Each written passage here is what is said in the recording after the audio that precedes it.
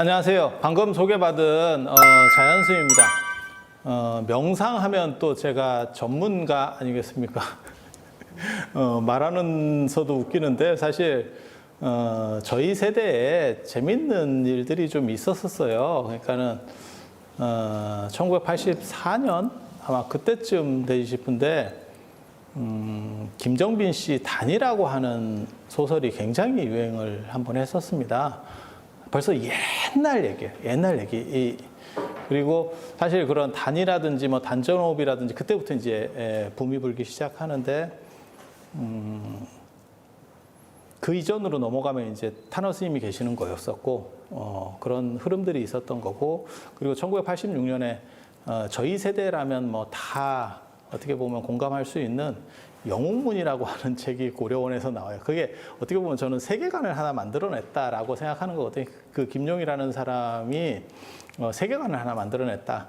그리고 그건 그 뒤로도 지금까지도 이러한 무협계에서는 영화라든지 뭐 안 그러면 무협지라든지 이런 데서는 계속 원용되고 있는 세계관이에요. 그러니까 미국의 뭐 마블 뭐 이런 식의 어떠한 어벤져스 같은 세계관이 하나 있다면 동아시아를 대표하는 그런 무협계 수행 뭐 이런 것과 관련해서는 김용이 있지 않나 싶을 정도로, 그리고 제가 어렸을 때 사실 그런 때 영향을 안 받을 수가 없었죠. 그게 제 어렸을 때 굉장히 유행했었던 진짜 그런 부분들이어서. 그리고 1980년대 후반에 들어가면 이제 윗바사나들이 조금씩 들어오기 시작했었습니다. 저는 물론 90년대 생이지만 그때 이야기들을 제가 잘 알죠. 그리고 저도 그래서 엄청난 수행과 관련된 진짜 엄청난 것들을 다 찾아보게 되고, 그게 제가 지금까지 온 이유 중에 하나라고 저는 생각을 해요. 그래서 제가 20살 때쯤에 이렇게 써놓은 글들을 보면 뭐가 있냐면 유체이탈을 하는 12가지 방법 뭐 이런 거, 그리고 그 당시에 뭐 선도라든지 도가, 도교 뭐 이런 거 관련된 거를 다 그 당시 있을 법한 자료들은 다 찾아가지고 조사들을 하고, 그 다음에 명상법도 한 2, 30가지는 그때 배웠던 것 같습니다. 그래서 그게 지금까지도 어떻게 보면 힘이 되고 이런 영역들을 갖춰가는, 그리고 나중에 커서는 중국들도, 그래서 제가 5학에 다 가보고 동태산, 서화산, 남형산, 북항산, 뭐 중학숭산 뭐 이런 데까지 다 가보고 도교의 성지들도 가보고 뭐 이러면서 다 이제 찾아보게 되는 거죠. 정확히 말씀드리면 여러분이 생각하는 것 같은 것은 별로 없습니다, 사실. 그런 것들은 약간 허구적인 부분들이 굉장히 많고, 그런데 100% 다 허구냐? 사실 그런 것은 아니에요. 그런데 인간이라고 하는 게 살게 되면 인간의 궁극적 목적은 사실 행복에 있는 거고, 부처님 당시에도 그런 행복론이라고 하는 것들이 굉장히 유행하고 있었고, 그거는 경제력하고 관련이 된다라고 저는 생각을 하거든요. 그래서 부처님 당시에 경기들이 좀 많이 좋았어요, 인도가. 그때 도시 국가들이 막 발전하면서 굉장히 좋았고, 그러다 보니까 사람이 자신을 찾고 행복하려고 하는 부분들, 그러니까 아리스토텔레스의 니코마코스 윤리학에 보면 인간은 결국 행복을 추구하는 동물일 수밖에 없거든요. 그래서 궁극적인 목적은 행복이고, 그리고 그게 먹고 살기 힘들면 행복이라는 생각이 없어요. 저희 어렸을 때, 그러니까는 뭐 70년대, 나는 90년대생인데 70년대 상황들이나 이런 걸 보면 사실 그때는 행복을 추구하는 게 먹고 살면 행복한 거였죠. 정확하게 말하면 입에 풀칠하는 게 행복이었고, 그러던 시절도 있었지만 어느 정도 또 사회가 안정이 되면 또 행복 추구가 점점 늘어나는 거죠. 그래서 우리나라도 지금 3만 불이 넘어가면서 각 시대마다, 안 그러면 각 소득마다의 어떤 기준들이 있어요. 그래서 국민소득 뭐 한 2,000불에서 3,000불로 넘어가면 그 다음부터는 뭐 참치를 먹는다더라. 그 다음에 뭐 10,000불이 넘어가면 뭘 먹는다더라. 뭐 와인이 유행한다더라. 다 이런 패턴들이 있거든요. 그래서 30,000불이 넘어가면 당연히 어떤 현상들이 일어나냐면 자기 개발, 그 다음에 자기 행복, 그 다음에 자기에 대한 추구가 훨씬 더 강력해져요. 그게 탈종교화를 불러내는 이유 중에 하나이기도 하고, 그런데 불교는 원래 일반, 그러니까는 유신론적 종교하고는 사실은 좀 다릅니다. 유신론적 종교들, 그러니까는 기독교나 이슬람이 신을 믿는 종교라면, 불교는 명상과 행복에 대한 추구를 목적으로 하는, 그게 주특기인 종교예요. 그리고 그게 부처님 당시에 먹혔었던 이유는 그 당시가 경제력이 좋아지면서 사람들이 그쪽에 관심을 가지고 있었기 때문에 가능한 거거든요. 부처님 생애를 보면 굉장히 재밌는 흐름 중에 하나가 뭐냐면 가난한 사람보다 오히려 귀족층의 자녀들이 부처님 말씀에 쉽게 이렇게 공감하면서 출가하는 문화들을 볼 수 있습니다. 양상들을 볼 수 있는데 그게 가능한 건 뭐냐면 지금도 마찬가지예요. 너무 가난한 분들은 사실 먹고 사는데 힘들어서 이런 행복 추구에 대해서 상대적으로 그 비율이 약하게 나타나거든요. 그런데 유업이 많아서, 그러니까 부모 유업이라든지 이런 게 좀 많아서 넉넉한 사람들은 자기 개발이라든가 자기 행복, 내가 사는 목적은 뭔가에 대해서 계속 생각해 볼 수밖에 없는 거죠. 그래서 그런 부분들과 생각을 해보면, 결부시켜 보면 그때나 지금이나 상당히 비슷했어요. 그리고 또 한 번 불교 안에서는 행복에 대한 추구가 굉장히 강력하게 일어나는 시기가 있어요. 그게 언제냐면 당나라. 당나라가 상당히 만만해 보이지만 사실은 서양의 로마를 압도하는 최강국, 당시에 최강국이 당나라거든요. 당나라의 수도인 장안과 장안 중심으로 하는 수도권 인구만 해도 200만, 그 당시에 200만, 700년대에 200만을 찍었던 대단한 도시가 당인데, 이 당이 경제 성장이 이렇게 쭉 올라오니까 그때 이제 개인에 대한 추구, 행복에 대한 추구, 자기 구현이라고 하는 얘기들이 나오기 시작하죠. 그때 깃발을 들어 올리신 분이 육조 해능 스님입니다. 그리고 그 해능 스님의 선불교가 남종선이 지금까지 내려와서 한국불교 조계종이 되어 있는 거예요. 그래서 어떻게 보면 불교야말로 가장 이 행복 추구, 그 다음에 명상에 최적화된 불교 종교라고 생각을 하면 되고, 오늘날 서구에서 어떻게 보면 먼저 이 명상에 대한 흐름들이 불어오고 있었던 거죠. 걔네들이 우리보다 더 먼저 경제 성장을 했고, 그 다음에 안정적인 사회 기반들을 만들었고, 그렇게 처리가 됐었기 때문에, 그래서 요즘 명상하면 오히려 서구 명상들이 더 많이 유행하고 있는, 개인적으로는 굉장히 안타깝게 생각을 합니다. 우리가 수백 년 동안 아니면 수천 년 동안 이렇게 왔었던 그러한 것들을 제대로 보여주지 못하고, 뭐 뇌과학이라든지 안 그러면 요즘 뭐 유행하는 메타버스 이런 이야기들 자체도 어떻게 보면 다 서구적인 거고, 그다음 명상 흐름까지도 그런데 먹혀 있다라고 하는 것 자체가 슬픈 일이기는 한데, 개인적으로는 그것의 돌파구, 그 다음에 해법은 사실은 동아시아에 있다고 생각해요. 그리고 명상과 관련해서 가장 기본적인 거를 알아두셔야 될 게 뭐가 있냐면, 명상에는 부작용이 없는 게 아닙니다. 제가 어렸을 때 명상을 수십 가지를 배우면서 부작용을 진짜 많이 겪었거든요. 저는 그렇게 얘기해요. 뭐라고 얘기하냐면, 명상 오래 할 필요 없다. 한 15분씩 한 3일 정도만 하면, 하루에 15분씩 한 3일 정도만 하면 눈에 뭐가 보이고 귀에 뭐 들리고, 그러니까는 그런 현상들 일어나는 거는 3일이면 충분하다. 그러니까 어떤 사람들은 막 집중적으로 수행을 해서 뭐 몇 년을 한다는 동, 그 정도 해서 그렇게 나올 정도면 안 되는 겁니다. 그리고 명상이 그렇게 무겁고 어려우면 이미 그것은 가능성이 별로 없는 거예요. 그래서 쉽고 간편하고 삶 속에서 할 수 있는 것, 그렇게 해야 행복이 찾아지는 거예요. 어떤 조건 속에서 찾아지는 행복이라고 하는 것은 사실은 그것은 행복의 방향성 자체가 잘못된 거다라는 생각을 해야 되고, 그 다음에 모든 명상법 다 부작용이 있습니다. 그거 굉장히 유의를 하셔야 돼요.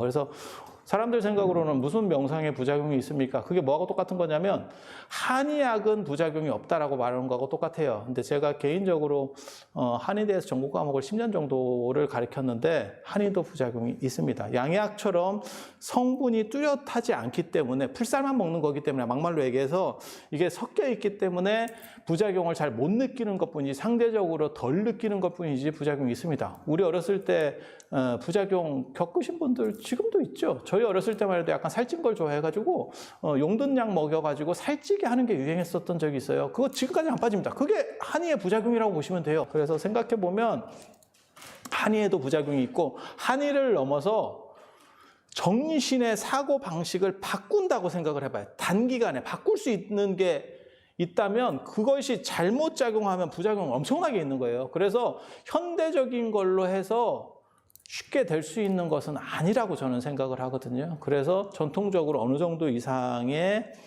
검증을 거친 것, 그래서 제가 그런 얘기 하거든요. 지금 현재에서 현대적으로 검토됐을 때 안 열린 동아시아의 수행법이라고 하면 어떻게 보면 임재종 계열의 이런 선불교들, 그 다음에 진울 스님이라든지 이런 선불교들이야말로 사실은 굉장히 중요한 주목될 만하다.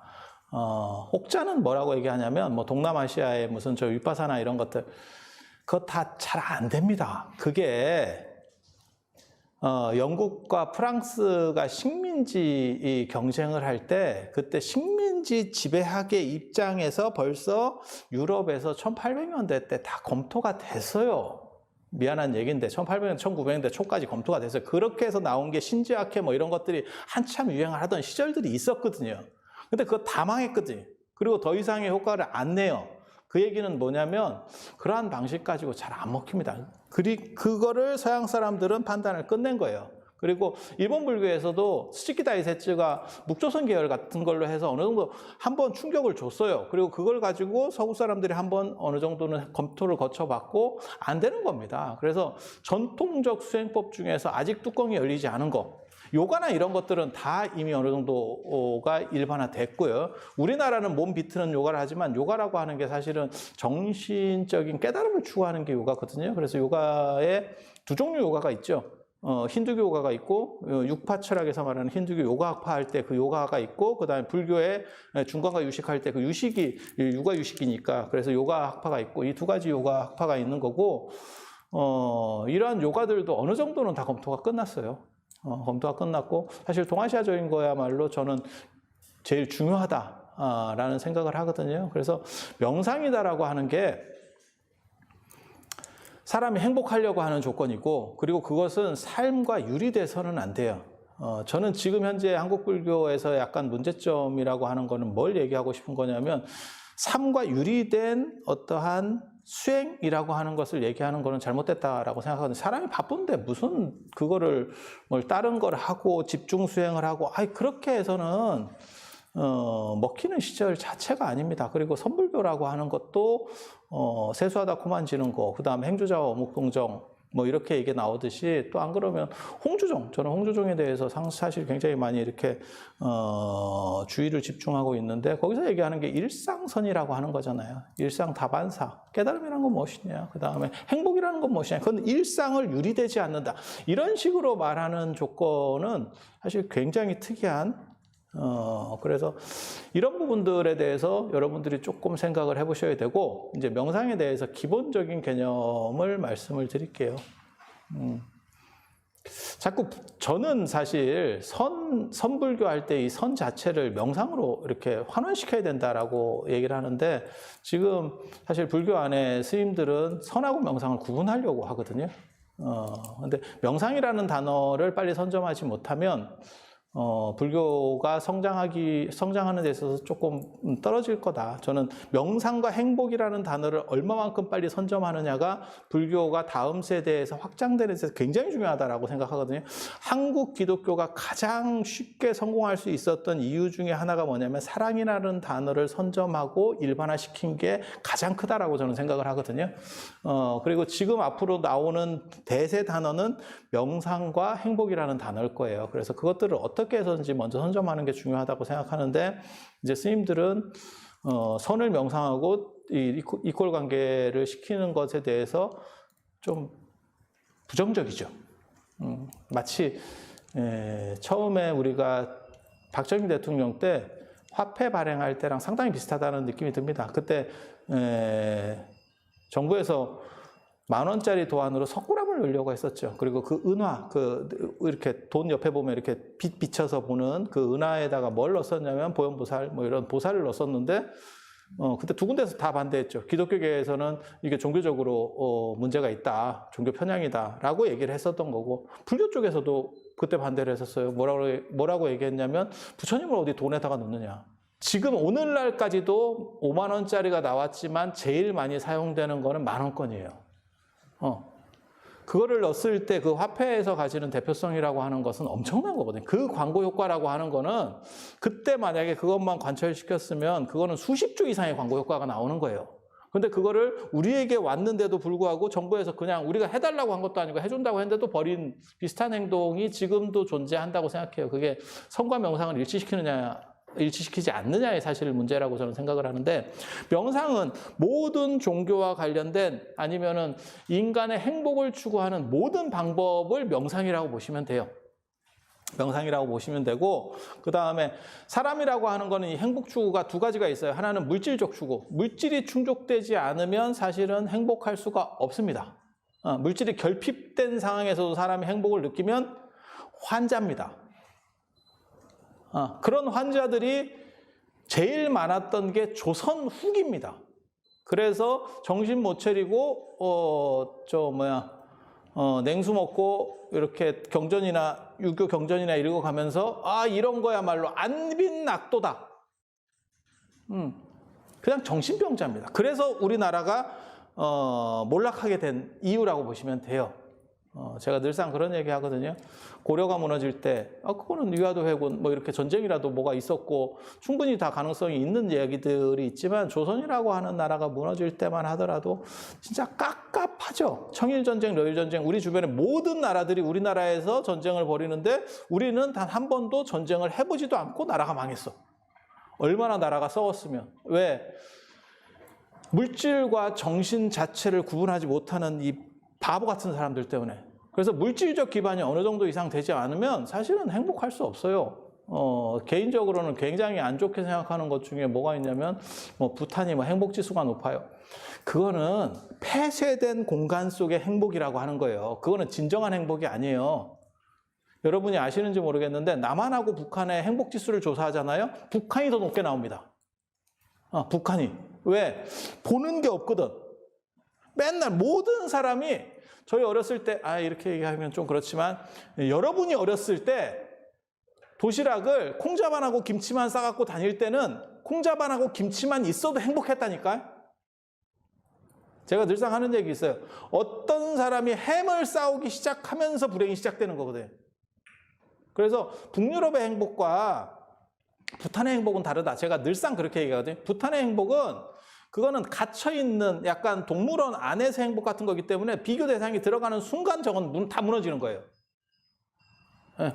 그래서 그러한 행복지수라고 하는 것은 아무런 의미가 없고, 원효스님하고도 비슷한 거죠. 산속에서 돌을 닦고 있으면 도가 저절로 늘어나고 그거는 안 봐서 번뇌가 없는 거예요. 보는 거가 많은 상황에서도 번뇌가 없는 것이 진정한 행복이고 자기 중심이 선 사람이지, 깜빵 같은 데 가가지고 수십 년 동안 아무것도 안 보고 있으니까 본 게 적으면 행복할 게 당연히 없죠. 경험이 적은데 뭐를 얘기할 게 있겠어요. 인간의 상상이라고 하는 것들, 그런 거 있잖아요. 외계인도 대부분 모든 외계인은 인간을 닮아 있어요. 왜? 인간이 상상할 수 있는 것의 한계치가 내가 보고 경험한 것 이상을 넘어설 수가 없기 때문에. 그래서 제가 그래서 그런 얘기 하거든요. 우리가 생각한 외계인 중에서 가장 창의적인 외계인은 만화 둘리에 나오는 꼴뚜기 외계인이다. 그 외계인만 인간의 형상을 벗어나 있어요. 그러니까 에일리언이든지 뭐든지 프레데터든지 다 인간의 형상에서 변형된, 그 다음에 어떻게 보면 우리가 볼 수 있는 그 괴물 범주 안에서의 움직임이라는 것밖에 없어요. 근데 칼세이건 같은 경우는 그렇게 얘기했죠. 만약에 외계인이 존재한다면 우리가 생각하는 거하고 완전히 다른 형태일 것이다. 그리고 외계 문명이 존재하든 외계 생명체가 존재한다면 우리하고는 진화체가 완전히 다를 수도 있다. 왜 꼭 우리 조건과 비슷한 진화만이 존재한다고 생각하는지를 모르겠다. 저는 그 얘기를 굉장히 동의하는 사람이거든요. 그래서 행복이라고 하는 것은 모든 유기체가 어떻게 보면 추구하는 궁극적 목적인 것 같아요. 그래서 불교에서 말하는, 사실 부처님께서 열반 이꼴 행복이라고 얘기를 하시거든요. 그래서 전도선언에서도 그렇게 나오고, 인천의 이익과 행복을 위해서 전도를 해라 라고 하는 게 어떻게 불교의 목적이고, 그 다음에 부처님께서 깨달음을 얻으시는 것도 사실 행복에 대한 추구예요. 완전한 행복 추구. 무너지지 않는 행복 추구. 그리고 그것은 현실과 유리돼서는 안 된다라고 하는 부분에 방점을 찍은 분이 나중에 해능 스님 같은 부분이고, 그 다음에 그것을 오늘날 계승하고 있는 게 사실은 조계종이에요. 그래서 행복에 대한 추구라고 하는 것은 유기체에 존재하는 거의 모든 공통점, 그것이 무엇인지 뚜렷하진 않아요. 왜냐하면 행복의 기준이라고 하는 것들이 사람마다 좀씩 다르고 그 다음에 생명체마다 다를 거예요. 그것은. 하지만 행복을 추구한다라고 하는 그 자체의 공통점은 존재하고 있죠. 그리고 이 행복과 관련해서 생각을 해보면 물질이라고 하는 부분을 어느 정도 충족시켜주지 않으면 자기가 불행한지 자체를 인지하지 못해요. 그래서 3만 불 정도가 됐을 때 사람이 정확하게 말하면 2만에서 2만 5천 불이 넘어가면서 자기에 대한 생각들이 굉장히 강력해져요. 그게 우리나라에서도 그런 현상들이 일어났죠. 그래서 지금 젊은 세대들이 하는 걸 보면 뭐 욜로라든지, 그러니까 되게 재밌지 않아요? 저희 어렸을 때만 하더라도 혼자 밥 먹는 거는 약간 수치스러운 거라고 생각을 했었는데 지금은 혼자 밥 먹으니까 오히려 행복해요. 그리고 식당도 일반적으로 예전에는 다 여러 명이 먹게 테이블이 되어 있지만 지금 혼자 먹는 사람들도 편하게 먹을 수 있는 조건들을 만들어주고 있죠. 혼밥, 혼술이라는 말이 돌 정도로. 그래서 행복 추구라고 하는 것이 상황에 따라서 계속 달라져요. 그러니까 저희같이 약간 이제 작은 사람들의 생각으로는 혼자 먹으면 약간 비참한 거 아니야? 이렇게 생각하고 누구라도 데려가려고 하는 거는 이제 조금 간 사람들의 행복. 그리고 조금 젊은 사람들은 자기 식으로 충분히 뭐 다르게 다양하게 할 수도 있지? 라고 하는 생각들을 하는 거고. 그래서 행복에 대한 추구는 모든 유기체가 공통되는 거고 그것에서의 공통분모가 존재하는 거고 거기에서의 가장 기본적인 거는 경제력이라고 생각해요. 그래서 제가 제일 좋아하는 말 중에 하나가 뭐냐면 맹자에 그런 얘기가 있어요. 유항산이 있어야 항심이 있다고. 항상된 소출이 있어야 기본적으로 자기가 하려고 하는 것들에 대해서 기본적으로 계속 끌고 갈 수 있다라고 하는 거예요. 그래서 그 그러니까 경제력이 무너져 버리면 행복을 추구할 수 있는 힘 자체도 무너져요. 그래서 지금 오늘날 이러한 이야기들이 나올 수 있는 것도 사실은 우리나라가 경제적으로 어느 정도 이상 안정되고 하니까 점점 개인에 대한 완성, 추구라는 욕구들이 강하게 되는 거고. 그리고 물질이라고 하는 것은 결국 행복을 완전히 추구해 줄 수 없어요. 만약에 물질로 행복이 완전하게 추구될 수 있다면 재벌들은 행복하겠죠. 근데 재벌이 꼭 행복하냐에 대해서 생각을 해봐야 되거든요. 그래서 저는 개인적으로는 그 사건을 굉장히 귀감이 된다라는 생각을 해요. 어떤 사건이냐면 그게 굉장히 비극적인 사건인데 삼성가를 이렇게 보면 딸이 셋이었잖아요. 그 세 번째 딸이 자살하는 사건이 있었죠. 그 집안이라든지 뭐 더없이 비극적인 사건인데 그게 이야기해 주는 것은 무엇이냐면 인간은 돈만 갖고 행복하게 살 수는 없구나. 그러니까 요즘 뭐 우리나라 사람들이 뭐 흑수저, 금수저 얘기하는데 사실은 삼성가의 딸 정도로 태어났으면 그거는 진짜 뭐 플래티늄 아니면 다이아몬드 수저로 그냥 태어나면서부터 깔고 나온 거죠. 그런데 왜 그 사람은 자살을 했을까에 대해서 화두를 한 번 정도는 가져봐야 돼요. 그리고 그 연장선상에 그것과 똑같은 유사구조 속에 뭐가 존재한다고 생각하냐면 부처님은 왜 출가하셨을까? 부처님이 왕자 출신이고 사실 뭐 그 정도면 굉장히 좋은 조건이죠. 행복 만족도를 기본 물질적인 거에서만 본다면 그 이상을 갖춘다는 게 상당히 힘든 조건인데 왜 저 양반은 저것을 선택적으로 자기가 버렸을까? 그리고 부처님이 꼭 왕이 된다는 보장은 없었지만 왕위 계승서열 1순위인 거는 100% 확실하거든요. 100% 확실해. 그 당시 사촌들이 이렇게 왕위 계승을 해나가는 구조들을 보면 부처님이 무조건 확실한 분인데도 불구하고 왜 그렇게 나갔을까? 그리고 부처님 생애에서 굉장히 재밌는 대목이 부처님께서 출가하시고 나서 깨닫기 전에, 그러니까는 별로 이렇다 할 상황이 아니었을 때 빈비사랑을 만났다는 그 대목 얘기가 있거든요. 그게 진짜인지 가짜인지 정확하게 잘 모르겠습니다. 근데 기록에는 분명히 그 얘기들이 계속 나오거든요. 왜냐하면 상징성이 너무 강하기 때문에. 그리고 빈비사랑 정도 위치에서 일반 수행자를 만났을까? 뭐 깨달은 분도 아닌데 이런 생각도 들긴 하지만 아무튼 그 이야기를 보면 뭐라고 나오냐면 빈비사랑이 이렇게 보고 있다가 보니까 아주 위가 굉장히 대단한, 포스가 굉장히 강렬한 어떤 수행자가 지나가고 있다는 거예요. 그게 석가모니 부처님이었어요. 깨닫기 전에. 예, 그래서 당신은 누굽니까? 뭐 이렇게 얘기를 하다가 굉장히 좀 있어 보이는데 내 밑에 와서 상당한 직급을 줄 테니까 이렇게 일해볼 생각 없습니까? 이런 얘기를 했다는 거예요. 그러니까 깨닫기 전에 부처님이 뭐라고 말씀하셨냐면 내가 그래도 왕자 출신이었고 이제 그 얘기를 합니다. 그러면서 뭐라고 얘기하냐면 내가 내 나라도 버리고 왔는데 당신 밑에서 일을 할 수는 없습니다. 그러면서 그 비유가 너무 멋있어요. 이 세상에 자기가 토해놓은 걸 다시 담아서 먹는 사람은 없습니다. 나는 이것을 버렸습니다 라고 하는 이야기거든요. 근데 그 이야기는 물질의 한계를 정확하게 어떻게 보면 보여주는 이야기라고 생각을 해요. 만약에 물질이 목적으로 그것을 통해서 행복할 수 있다면 그걸 버리지는 않았겠죠. 그러니까 당신은 판단을 했던 거예요. 그러니까 우리 같이 좀 없는 사람들 입장에서는 물질이 더 많으면 더 행복할 것 같아 라고 생각하는 거는 대부분 없는 사람들의 생각이에요. 그래서 전에 그런 거 있었잖아요. 한 10여 년 전에 유행하던 것 중에 10억 모으기 이런 거 있었어요. 저는 그 기사를 보면서 굉장히 불행하다. 지금 저 젊은이들은 굉장히 불행을 겪고 있구나라는 생각을 했었거든요. 마치 10억이 있으면 행복할 것처럼 생각을 하고 있는 거예요. 하지만 기성세대들 중에서 집 있는 사람 중에 다 10억 이상이 있는 거예요. 물론 집이 없으신 분도 있겠지만 그냥 집이 있어. 그 다음에 만약에 예를 들어 서울 같은 데 집이 있어. 그러면 한 20억 이상씩도 다 있는 거예요. 근데 그 사람이 행복하냐? 아니, 행복하지 않아. 행복하지 않아. 그런데 한 10여 년 전에 젊은 사람은 10억이 있으면 행복할 거라고 생각하는 거예요. 그거는 결핍된 사람의 착각이죠. 결핍자의 착각. 그래서 물질이 충족시켜주지 못하는 거를 정신적으로 어느 정도 이상은 처리를 하겠다는 게 명상이에요. 그래서 궁극적인 행복을 찾겠다. 왜?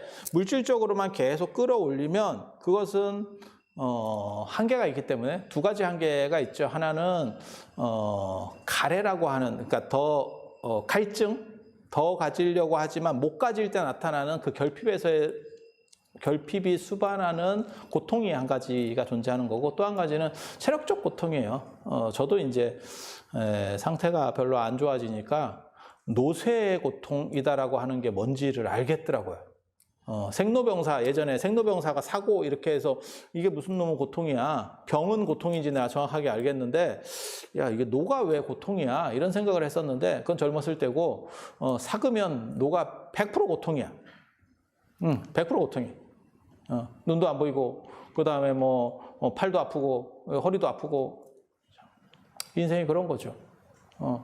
그래서 물질적인 추구만 가지고는 무슨 일이 벌어지냐면 계속해서 더 1등을 하려고 하는 그 결핍의 순환 구조에서 오는 그 고통이 하나 있고, 그 다음에 자기가 전성기를 넘어서는 어떻게 보면 리즈 시절이 끝난 거죠. 그러면 잃어야 되는 데서 오는 고통이 존재하게 되는 거예요. 그래서 그런 걸 넘어서는 행복에 대한 추구가 어떻게 보면 명상이다라고 보시면 돼요.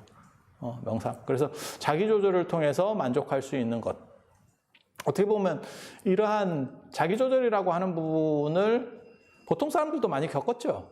그게 언제 겪냐면 가족 관계에서 겪는 경우들이 있어요. 결혼할 때 눈 돌아가서 결혼하는 경우들이 있거든요. 그때는 행복이었죠. 하지만 정상적으로 돌아오면 그것은 최선이 아니었을 수도 있는데 그 당시에는 그게 최선이었다고 생각을 하는 거예요. 그리고 애를 처음 낳았을 때도 또 그런 착각에 들죠. 내가 마치 굉장히 대단한 것 같아. 하지만 내는 평범하죠. 그래서 그런 식의 어떻게 보면 자기 눈에 맞는 행복이라고 하는 코드들이 있죠. 그래서 그런 내면적인 것, 그것은 사실 내면이 조작하는 거예요. 그래서 저희도 그런 경우 있거든요. 주변에 이제 애를 낳아가지고 이렇게 이제 애를 데리고 오시는 경우도 있는데, 제가 이제 문제가 있는 거예요. 대인관계에서의 문제인데, 그냥 이쁘다고 해주면 되는데, 이쁘다는 얘기가 잘 안 나가는 애들이 있어요. 아닌 걸 어떻게 해. 그렇다고 대놓고 아니에요 라고 할 수도 없고, 나도 슬퍼. 근데 그 엄마나 할머니 입장에서는 너무 애가 이쁜 거야. 그래서 우리 애 이쁘죠? 이렇게 얘기하는데, 조금 이렇게 점점점을 하고 있을 때, 그러니까 그 사람은 행복이에요. 그건 100%입니다. 하지만 나까지 행복을 강요하는 건 좀 그런 것 같은데, 사실은. 그래서 행복이라고 하는 건 사실 주관성과 관련되는 거예요. 그래서 명상이라는 게 뭐냐라고 저한테 물어봤을 때 제가 뭐라고 대답하냐면 자기가 만들어내는 아편. 어떻게 보면 자기가 만들어낸 아편. 그리고 이 명상이 좋은 것 중에 하나는 자기 스스로의 행복할 수도 있지만 또 한 가지가 뭐냐면 그 행복 조건을 내가 스스로 조절할 수 있기 때문에 현실을 더 투철하게 살 수도 있어요. 그러니까 스트레스를 이길 수 있는 힘도 있다라고 하는 거예요. 그게 저는 명상이 사실은 지금 현대 사회에서 필요한 방향성은 그 부분이라고 생각하거든요. 뒤쪽 부분이라고 생각하거든요. 앞쪽 부분, 그러니까 자기 혼자 행복한 거. 저는 그런 행복은 바람직하지 않다고 생각합니다. 그러니까 뭐 산속에서 혼자 수행하면서 행복하고, 그게 무슨 도움이 될까 싶어요. 미안한 얘기인데. 사회적으로 네가 그걸 가지고 어떻게 환원시켜 줄래? 라고 하는 부분이 있어야 돼. 그랬더니 누가 쓸데없는 얘기를 하더라고요.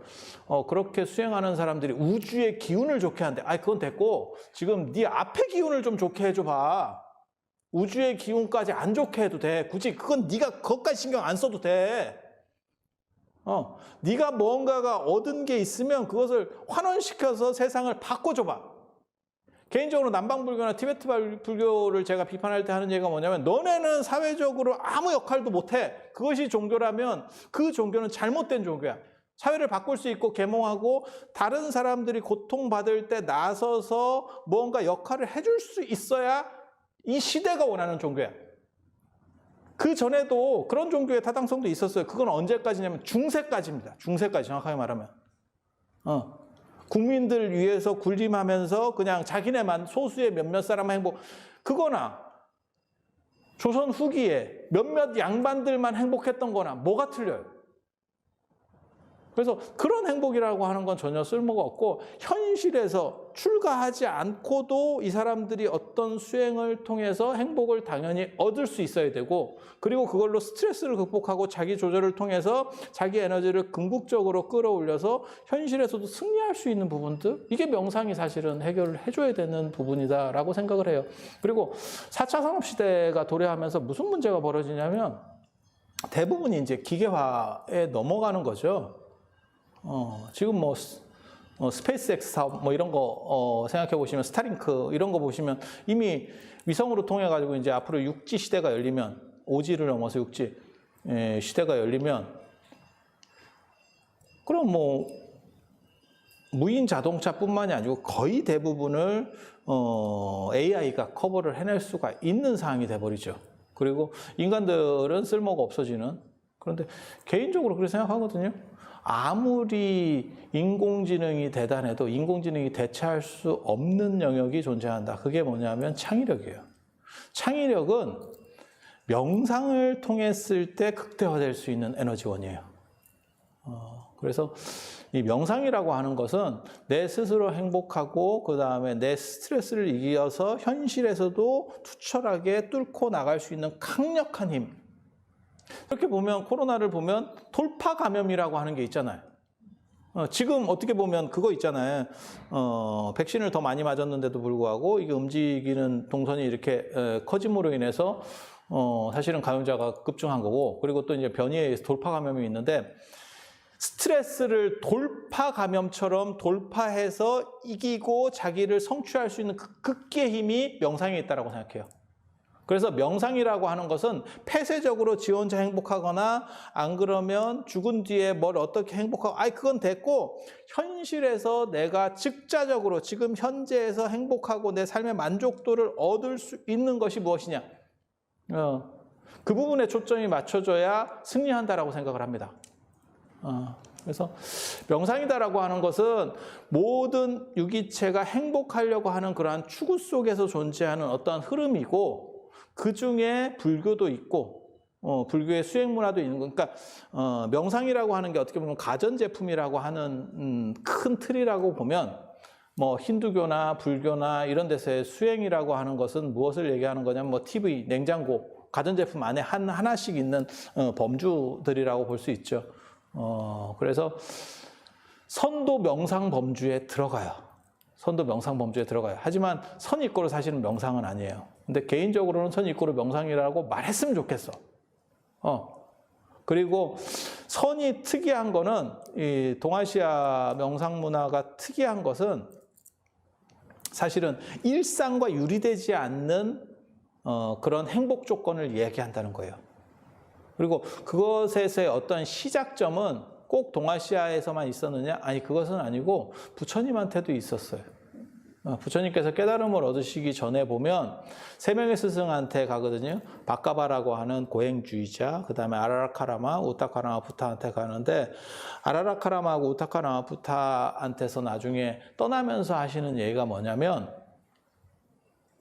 명상 상태에 있을 때는 참 행복하다. 하지만 명상 상태를 끝냈을 때, 벗어났을 때, 그것은 행복이 유지되지 않는다. 그게 수정주의에 대한 부정이라고 나오거든요. 그러니까 명상주의에 대한 부정이에요. 정확하게 말하면 명상에 대한 부정. 왜? 일상을 벗어난 명상이라고 하는 것은 일상과 명상이 계속 반복될 수밖에 없기 때문에. 이렇게 되면 하나가 되면 하나는 안 된다는 거잖아요. 일상을 관통하는 명상에 대한 생각이 어떻게 보면 부처님의 코페르니쿠스 수적 전해라고 보면 되고, 그것을 계승하는 게 선불교예요. 그래서 지금 이제 2부 시간에 제가 말씀드리려고 하는 것 중에 하나가 뭐냐면 이원론과 이론론에 대한 이야기거든요. 이 명상법이 워낙 종류가 많고 어떤 것이 맞는지를 정확하게 모르다 보니까 사람들이 헷갈려요. 그런데 인도부터 유럽까지, 그리고 그 유럽의 영향을 받는 게 미국이니까 거기까지는 전부 이원론적 문화입니다. 이원론적 문화고, 그 다음에 동아시아만 이론론적 문화예요. 이론론적 문화와 이원론적 문화의 가장 큰 차이점은, 이론론적 문화는 삶과 유리되지 않는 명상이다라고 하는 걸 얘기해요. 그래서 제가 무슨 얘기하냐면, 직업을 통해서 어떤 사람은 직업을 통해서 직업의 결과물, 쉽게 말해서 월급을 통한 행복을 얻죠, 사람이. 그래서 하기 싫은 일도 하고 있는 거잖아요. 그런데 제가 궁극적으로 가장 좋은 직업은 취미가 직업이 되는 경우라고 얘기를 하거든요. 취미가 직업이 되는 경우. 나는 그것을 즐기고 있을 뿐이야. 하지만 그것이 내 직업이지. 그러니까 예술가들이라든가 이런 데서 그런 부분들이 많이 나타나요. 저는 뭐 김연아 선수도 그랬을 거라고 생각하고, 뭐 이창호 사범이나 이런 분들도 그랬을 거라고 생각을 해요. 그래서 그런 식으로 되면 취미가 직업이 되면 가장 행복할 수 있는 조건이 되고, 그런 식을 현실에서 구현해낼 수 있느냐가 사실은 명상에서의 키워드라고 생각하면 돼요. 그러니까 그러니까 쉬는 시간과 일하는 시간이 분리되고, 나는 왜 일을 하느냐? 쉬는 시간을 위해서. 그러니까 유럽 사람들처럼 왜 일을 열심히 하느냐? 난 휴가를 가기 위해서. 그건 사실 불행한 거예요. 그게 휴가가 6개월을 줘도 6개월은 불행한 거죠.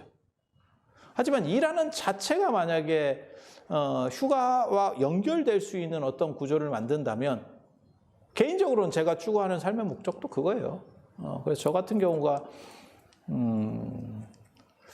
겁나게 빡시게 살려고 노력을 하지만 저는 삶의 만족도는 높다, 이렇게 얘기하는 사람이거든요. 왜? 내가 선택하지 않은 일은 나는 일 자체로 해본 적이 거의 없어요. 그러니까 내가 좋아하는 일들만 일을 해. 네. 그러면 스트레스가, 일에서 오는 스트레스가 엄청나게 적습니다. 하기 싫은 일을 내가 억지로 돈 벌려고 하는 상황이 되면 그것은 감당하기가 어려워요. 그래서 명상이라고 하는 게 삶을 잘 살기 위해서도 필요한 부분이다라고 생각을 하셔야 되고, 그리고 연세 많으신 분들 같은 경우는 자기 안에서 행복 코드를 만들어내지 못하면 진짜 불행해요. 저도 제가 뭘 추구하냐면 사람들에게 쉽게 행복할 수 있는 게, 사실 외부적 진료가 바뀌는 게 인간이 가장 빨리 행복 만족도를 느끼는 거예요. 그러니까 그지 같은 집에서 살다가 좋은 집에 살면 행복하죠. 싼 밥 먹다가 비싼 밥에 가서 먹어봐. 그럼 행복해요. 그게 바뀌면, 그러니까 의식주가 바뀌는 게, 사람이 의식주의 질이 좋아지는 게 행복 만족도가 가장 쉽게 올라가는 거거든요. 그런데 문제는 나이가 어느 정도 이상 먹어버리면 그거 가지고는 해결이 안 됩니다. 제가 보기에는 70대 중반까지, 그래서 저도 제가 이제 하는 게 공부하고 답사하고 기도해라, 뭐 이런 것들을 얘기를 하는데, 그런 것도 어느 정도까지고요. 70대 중반 넘어가면 제가 보기에는 돈이 있어도 행복하지 않습니다. 여행을 가도 가고 싶지 않아요. 피곤한 거예요. 그래서 제가 늘상 뭐라고 얘기하냐면, 노세노세 젊어서 노세, 늙으면 못 노나니 그건 명언이다. 진짜 각 시기에 돈 쓸 때 돈을 써서 자기에게 경험을 줘야 된다. 라는 얘기도 하는데 나이 들면 아무리 돈이 있어도 더 이상 무엇인가를 못하는 상황들이 벌어져요. 그러니까 내가 예를 들어서 돈이 굉장히 많은 재벌이야. 그런데 한 80이 넘으면 호텔에 가서 먹고 싶어도 가기가 귀찮아. 아니, 충분히 있는 얘기예요. 저는 예전에 그런 걸 봤었다니까요. 에펠탑 옆에서 가서는 차에서 안 내리는 보살님을 봤어요. 창문으로 보이는데 뭐하러 내려요? 꽃보다 할배 보면 백일섭이 고궁박물관, 대만의 고궁박물관, 4대 박물관이나 어쩌네 하는 그 대만의 고궁박물관 가서도 안 가려고 하는 게 보여요. 왜? 덥고 다리 아프대. 거기까지, 그 앞에까지 갔는데도. 그러니까 몸이 피곤한 거죠. 그건 뭐 당연하다고 생각해요. 그러면 자식들이 예전처럼 뭐 잘 봉양하고 왔다 갔다 하면서 뭘 하느냐? 안 하죠. 그러니까 개에 대한 의존도가 더 커지는 거고. 개가 자식이잖아. 가장 큰 인생 말년의 가장 큰 효자는 누구냐? 개새끼다. 요즘은 그런 식이 돼버리는 식이 되잖아요. 그렇다고 자식이 무언가를 해주기를 원할 수도 없는 거고, 왜냐하면 자식이 성공하는 게 부모 입장에서는 좋은 거잖아요. 그렇다 보니까 내가 스스로 만족해서 행복도를 줄 수가 없다면 그러면 너무 불행한 거죠. 그래서 제가 그런 얘기해요. 일찍 죽을 자신이 없는 사람은 명상을 배워라. 왜? 일찍 죽는 관계가 없어. 어느 정도 건강하고 팔팔할 때 내가 어느 정도 인생을 즐길 때 죽으면 별로 그게 없어. 하지만 정상적으로 지금 이제 언제까지 살지 모릅니다. 이제 한 90, 그 다음에 조금 더 젊은 분은 100대까지 살아야 돼요. 그러면 한 20년을 독거노인 비슷하게 살아야 될 수 있어요. 내후관에 살 수도 있고 개새끼랑 살 수도 있어. 하지만 거의 대화는 없어. 걔하고 대화를 할 수는 없잖아. 그런 혼자 속에 처했을 때 명상하는 사람의 가장 큰 특징은 혼자 있을 때도 외롭지 않아요. 같이 있으면 화합할 수 있고 혼자 있어도 외롭지 않은 사람. 그게 사실은 중심이 선 사람이에요. 그게 명상이라고 하는 거예요. 그래서 일찍 죽을 자신이 없는 분도 명상은 기본적으로 배워야 되고, 그 다음에 젊어서 성공하고 싶은 사람들 스트레스가 얼마나 많겠어요. 하고 싶은 거 하고 그 다음에 현실은 유리되죠. 어떻게 보면 너무 비극적인 거예요. 예전에는 일자리가 없었는데 70년대나 80년대 초반까지만 해도 일자리가 없어서 사실은 일을 못하던 시절이 있었고, 지금은 일자리가 없는 게 아니고 내 눈높이는 여기에 있는데 실제로 나에게 오는 일자리는 여기에 있는 거죠. 그러니까 내가 이걸 할 바에는 그냥 나는 놀고 먹겠다라고 하는 정신 자세를 취하고 있는 거고, 이 사람들이. 그거는 괴리감에서 오는 불행이거든요. 그게. 조건이 없어서 불행한 게 아니고 괴리감에서 오는 불행이거든요. 그래서 그러니까 그 낮은 거를 보고 그 일자리로 가라, 그런 얘기를 하는 건 절대 아닙니다. 제가 제일 싫어하는 말이 나보다 못한 놈하고는 친구하지 마라. 나 그런 얘기 제일 싫어하거든요. 그 다음에 그 나보다 못한 사람을 언제나 보고 가라. 나 이런 말도 되게 싫어해요. 어른들이 쓰는 사기 중에 늘상 그런 거 있거든요. 아유, 보기 겨워서 그렇지 너무한도 못한 사람. 아이고, 그런 식으로 그게 진짜 거지 같은 발상이거든요. 섣부른 비교를 통해서 자기를 합리화시키려고 하는 그런 식 사고를 가지면 발전력도 없고 아무것도 안 돼요. 그래서 내가 스스로 어느 정도 이상을 컨트롤할 수 있는 행복 코드를 만들어내느냐, 그게 현실에서 스트레스를 이기는 방법이에요.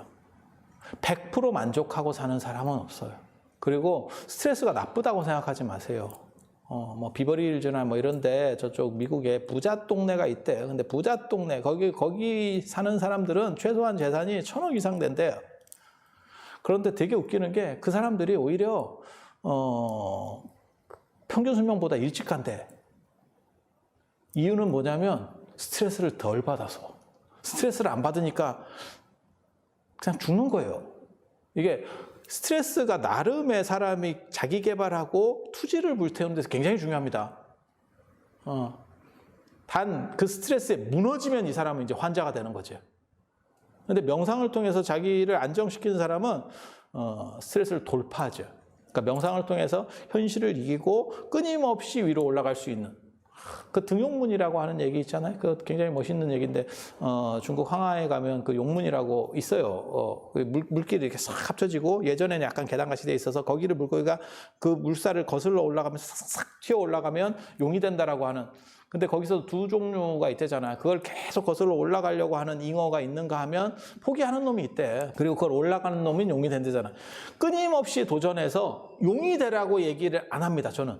그건 너무 정신 사나운 얘기고 그다음에 힘든 얘기고 용이 되는 게 목적이 아니고 그 도전 자체에서 행복을 느낄 수 있다면 그러니까 과정 자체를 행복을 느낄 수 있느냐? 그건 굉장히 중요한 거거든요. 그래서 결과에서 행복을 얻고 그다음에 결과만이 가장 올바른 선택이었어 라고 말하는 것들은 사실은 굉장히 위험해요. 저는 그래서 기독교나 이슬람교들이 죽은 뒤에 천국 뭐 이렇게 결과가 올바르면 여기서 사람을 죽이든 이교도를 뭐 어떻게 하든 뭐 이렇게 성전을 펼쳐서 뭐 지하들을 하고 그래도 결국 다 빛나덴 같은 사람도 천국에 가요 라고 하는 그런 쓸데기 없는 소리 하는 놈들을 내가 별로 안 좋아하거든요.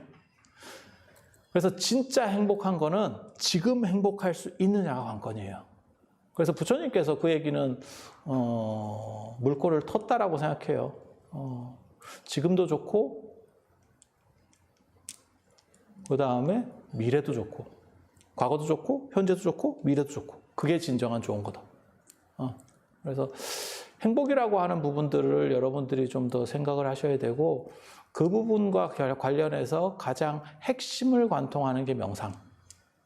그래서 명상은 두 종류가 있다더라. 하나는 젊은 사람들이 명상을 했을 때는 뭐 학교도 공부하는 사람도 마찬가지고 취업해서 직장 생활을 하는 사람도 마찬가지고 그 일에 대한 견디는 힘과 그 조건 속에서 이겨나가는 힘이 훨씬 더 강력하게 만들어준다라고 하는 긍정성이 있다는 거. 그 다음에 연세 드신 분들 입장에서는 혼자 즐길 수 있는 행복, 삶의 만족도라든지 그런 것들을 보다 극대화시킬 수 있는 부분에서의 이러한 명상들은 필연성이 있다더라. 그리고 명상이 언제 시작됐는지는 몰라요. 한데 유기체가 존재하는 이상은 저는 아메바도 명상할 수 있다라고 생각해요. 왜? 걔네는 행복을 추구하지 않을까? 걔네도 행복을 추구하지 않을까? 그래서 종교에만 꼭 명상이 있다는 생각은 안 하거든요. 모든 종교의 키워드 핵심 중에 뭐가 있냐면 되게 재밌는 게 있어요. 유기체가 가장 두려워하는 것 중에 하나가 분명히 그거였구나라는 생각이 들게 하는 게 죽음에 대한 극복 코드가 있습니다. 그래서 부처님께서 깨달음을 얻으셨을 때 불사의 문은 열렸다. 그게 감노, 암브리타거든요. 죽음에 대한 극복을 얘기하고 그 다음에 부처님 출가하실 때도 노병사를 극복하기 위해서 라고 하는 부분을 얘기하는 그게 사문유관상에 대한 구조고 그 다음에 신선이 되면 안 죽는 거고 기독교도 영생이에요.